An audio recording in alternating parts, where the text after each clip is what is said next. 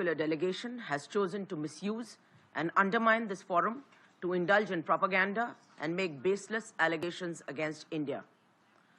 The whole world has heard Pakistan's Defense Minister Khwaja Asif admitting and confessing Pakistan's history of supporting, training and funding terrorist organizations in a recent television interview. Jammu Kashmir के पहलगाम में हुए हमले के बाद से ही भारत और पाकिस्तान के रिश्तों में पहले से भी ज़्यादा कड़वाहट आ चुकी है।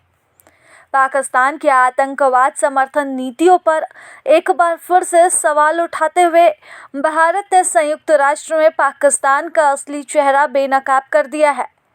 भारत की उपस्थायी प्रतिनिधि योजना पटेल ने संयुक्त राष्ट्र में बयान देते हुए कहा, पाकिस्तान ने खुलकर स्वीकार किया है कि वह आतंकवाद का समर्थन देता है और उसकी फंडिंग भी करता है। योजना पटेल ने संयुक्त राष्ट्र में बयान देते हुए कहा कि पाकिस्तान के रक्षा मंत्री ख्वाजा आसिफ ने एक इंटरव्यू के दौरान यह स्वीकार किया था कि पाकिस्तान की तरफ से आतंकवाद का समर्थन किया जाता है। साथ ही उन्होंने यह भी कहा था कि वह आतंकवाद की फंडिंग करते हैं।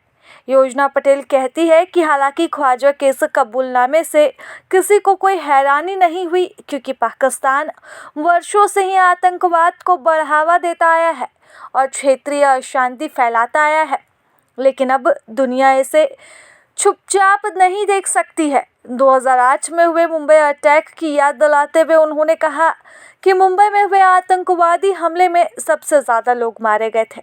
इसके बाद जो इस आतंकवादी हमले में सबसे ज़्यादा लोग मारे गए वह है पहलगाम हमला। योजना पटेल ने पहलगाम हमले के समर्थन में आए दुनिया भर के देशों की सराहना की। उन्होंने कहा कि मैं भारत की तरफ से उन सभी देशों और नेताओं को सराहना करती हूं जो इस मुश्किल की घड़ी में भारत के साथ खड़े हैं।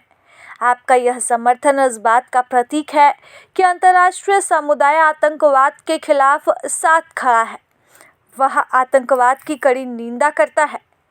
पहलगाम आतंकी हमले के बाद भारत और पाकिस्तान के बीच तनाव बढ़ता जा रहा है।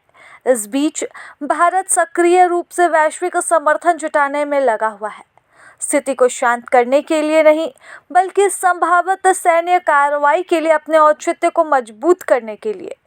पिछले सप्ताह हुए नृशंस हमले के बाद 1 दर्जन से भी ज़्यादा वैश्विक नेताओं से प्रधानमंत्री नरेंद्र मोदी की बातचीत हो चुकी है। इस बीच 100 विदेशी मिशनों में तैनात राजनयिकों को तुरंत ही विदेश मंत्रालय बुलाया गया है।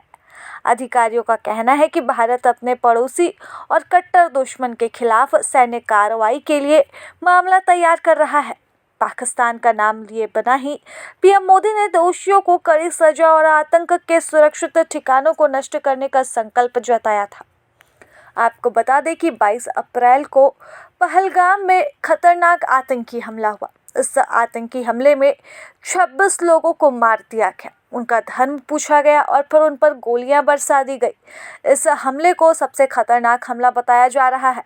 ऐसे में प्रधानमंत्री नरेंद्र मोदी ने पूरी तरह से अलर्ट कर दिया है और चेता दिया है कि जल्द ही दोषियों पर कार्रवाई होगी। प्रभातखबर.com, विश्वास वही, रफ्तार नहीं।